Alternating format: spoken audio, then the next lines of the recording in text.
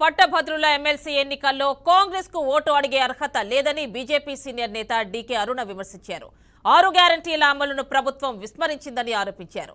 నిరుద్యోగులకు ఇస్తానన్న భృతి ఏమైందని ప్రశ్నించారు. విద్యావంతులకు గమనించి బీజేపీకి ఓటు వేయాలని పిలుపునిచ్చారు. ఖమ్మం, వరంగల్, నల్గొండ ఉమ్మడి జిల్లాల్లో ఈ ఎన్నికల్లో ప్రముఖంగా భారతీయ జనతా పార్టీ అభ్యర్థి గుజ్జల ప్రేమేందర్ రెడ్డి గారు ఇవాళ మా పార్టీ తరఫున పోటీ చేస్తున్నారు.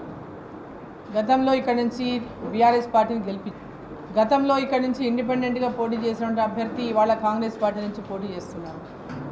మరి భారతీయ జనతా పార్టీ నుంచి ప్రేమేందర్ రెడ్డి గారు లాస్ట్ టైం కూడా భారతీయ జనతా పార్టీ నుంచే పోటీ చేసి ఇప్పుడు కూడా భారతీయ జనతా పార్టీ నుంచే పోటీ చేస్తున్నారు.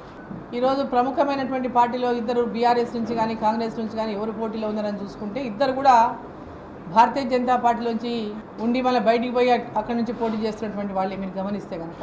తీర్మాన్ మల్లన్న గారు వచ్చారు భారతీయ జనతా పార్టీలోకి, మళ్ళీ కొంతకాలానికే బయటికి వెళ్ళిపోయినారు. మరి బీఆర్ఎస్ పార్టీ అభ్యర్థి కూడా బీజేపీలో ఉన్నటువంటి కార్యకర్తనే మొన్న ఎలక్షన్ల ముందు పార్టీ మారినాడు.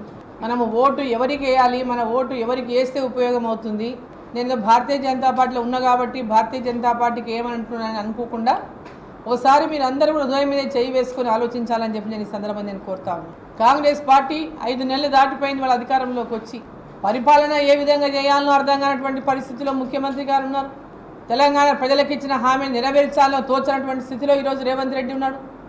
అధికారంలోకి రాకముందు మరియు నిరుద్యోగులకు కానీ ఉద్యోగులకు కానీ విద్యార్థులకు కానీ అనేక రకాలుగా